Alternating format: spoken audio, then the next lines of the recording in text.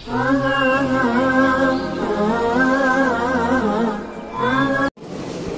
নামাজের ইমামতি জিম্মাদার? আল্লাহু আকবার। মাদারীনগর হযরত বলতেন, একজন ইমাম যে এলাকায় ইমামতি করে ওই মহল্লার প্রত্যেকটা পুরুষ এবং নারী জান্নাতে যাওয়ার জিম্মাদার। প্রত্যেকটা পুরুষ এবং নারী কিভাবে জান্নাতে যাইতে পারে ওই ফিকির জিম্মাদার হলো ইমাম। শুধু নামাজ পড়ে দিলাম, জুমার দিন ওয়াজ করে দিলাম, এতটুকু শুধু ফিকির করলে হবে না, এতটুকু ফিকির করলে হবে না। আল্লাহ মুহাম্মদ সাল্লাল্লাহু আলাইহি খাওয়ার থেকে ডেকে বলেন, তোমরা প্রত্যেকটা ইমাম মসজিদে তোমরা খানকা চালু করো, অর্থাৎ প্রত্যেকটা মসজিদ খানকা হবে, প্রত্যেকটা মসজিদ থেকে জিকিরের ধ্বনি বের হবে, তালিম হবে, মহল্লা ভিত্তিক হবে, মসজিদে তালিম হবে, ইমামের ফিকিরের প্রতিটা মহল্লার নারী এবং পুরুষ তারা জান্নাতে যাওয়ার রাস্তা তারা পাবে। এটা হলো ইমাম জিম্মাদার, ইমাম আল ইমাম জাহিদ, ইমাম জাহিদ।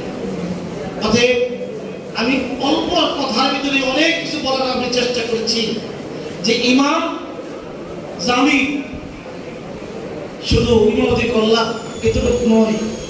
ইমাম অনেক কথা থাকতে পারে, ইমাম তো আল্লাহর থেকে চাই নেবে। ইমাম দিনে মেহনত করবে, রাতে আল্লাহর থেকে চাই নেবে। এই এলাকার মানুষের হেদায়েতের কল্যাণ, হেদায়েতের ফয়সালা, দেশের সুখী হওয়া, সমৃদ্ধিশালী হওয়া, দেশের শান্তি ফিরে আনা ইমাম যখন আমরা দাঁড়াবো, আমাদের কাছে কোনো দলমত থাকবে না। আমার কাছে হেফাজতের সদস্য যেমন একজন বিএনপি সদস্য তাকে ইমাম, তাকে ইমামের মধ্যে আনবে, ইমামের জায়গার ভিতরে ইমাম কাছে জামাত, আমার ইমামের মুক্তি জামাত ইসলামের সদস্য ইমামের পিছনে নামাজ পড়বে, নামাজ পড়বে জামাত, বিএনপি নামাজ পড়বে, নামাজ পড়বে আপনার পিছনে হেফাজত, নামাজ পড়বে বিভিন্ন শ্রেণীর লোক।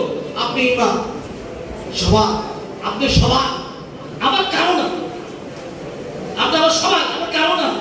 ইসলাম যে জায়গায় আমরা সেই জায়গায় ইসলামের আদর্শ বাস্তবায়ন ইমাম মুক্তাদা, ইসলামের বাইরে গিয়ে মুক্তাদা না, ইসলামের আদর্শে আমরা প্রশ্নের কথা বলি।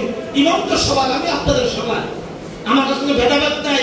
কিন্তু ইসলামের প্রশ্নে, ইসলামের যখন প্রশ্ন আসবে তখন আমি ইসলামের পক্ষে আছি, কারো নেই, আমি কারো পক্ষে নেই, আমি ইসলামের পক্ষে। অতএব প্রত্যেকটা ইমাম যদি এই অনুমতি থাকে, আমরা মনে হয়, আমার মনে হয় সামনে পথ অনেক সুগম হবে। কারণ দেশে স্থায়ী সংগঠন বহু কিছু আছে, কিন্তু কিতাবের ভিতরে যে কথাগুলো বলা হয় তাজবে আখলাক, তাদবীরে মঞ্জিল, সিয়াসতে মদিনা, এটা তৃতীয় নম্বর কথা আসে। আমরা আল্লাহর জন্য এত উম্মত কায়েম করব, এটা হলো তৃতীয় নম্বর কথা। এক নম্বর কথা হলো নিজের থেকে শুরু হবে, কু আনফুসাকুম ওয়া আহলিকুম নার। ইমাম থেকে শুরু কাজ, তাজবে আখলাক, নিজের ভিতরে আখলাক, নিজের আখলাক শুধু না, নিজের আমাল, নিজের আকায়েদ, মুআমালা, মুআশারা, আখলাকের ভিতরে ইমামতের মুক্তদা হবে। তারপর তার পরিবারকে সে গঠন করবে, এরপরে সবাইকে নিয়ে চলবে এই ইমামের। আমি আরো একটা কথা বলতে চাচ্ছিলাম। হযরত বললেন, বাবা আপনি কি কাজ করেন, কি করছেন? সকালে বক্তব্য পড়ে আর পাঁচ নামাজ পড়ে, বারবার সওয়াল করেন, একই জবাব দিলেন, হযরত আমি মসজিদে খেদমত করতেছি। তিনবার পরে হযরত বললেন, আপনি মসজিদে খেদমত করেন না, আমি পেটের খেদমত করতেছি, কারণ ইমামতি করতেছি আর বাচ্চা পড়াইতেছি, তো এটা চাকরি, কিন্তু চাকরি এর বাইরে আমার কি কাজ? ইত্তাবিউ মাল্লাহ ইসআলুকুম আজরাহু। তো আমার ইমাম হিসেবে তো আমার এখন কিছু কাজ থাকতে হবে, যেগুলো বিনিময় নাই। বিনিময় ছাড়া কোন কামটা? আমার ইমামতি বিক্রি করে ফেললাম, আমার খুতবা বিক্রি করলাম, আমার সকালবেলা বক্তব্য বিক্রি করে দিলাম, কোরআন বিক্রি করে দিলাম, আমার কাজ রইল কোনটা? বিক্রি ছাড়া। তাহলে আমাদেরকে আরো কিছু কাজ করতে হবে। যদি আমরা ওই কাজগুলো করি, মহল্লা প্রত্যেকটা মানুষ কিভাবে নামাজি হবে, কিভাবে দিনদার হবে, কিভাবে তাদের আখলাক দুরুস্ত হবে, মসজিদের ভিতরে কিভাবে দিন ফেলানো যায়, এইভাবে আমরা খাই।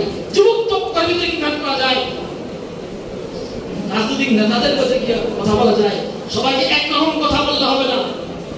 তাদের কাল্লিমিন নাসা বিকতরে ওয়াকুলিহিম, রাজনীতিবিদ, শিল্পপতি, সমাজের বড় কর্ণধার, তাদের সাথে কথা, সাধারণ মানুষের সাথে কথা একরকম হবে না।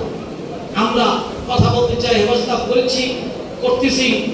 তো অনেকে আমরা বলতে গেলে ইমামতি ছুটে যায়, আমরা বলে দিতাম না, আপনি এমন বক্তব্য দিবেন না যাই ইমামতি ছুটে যায়।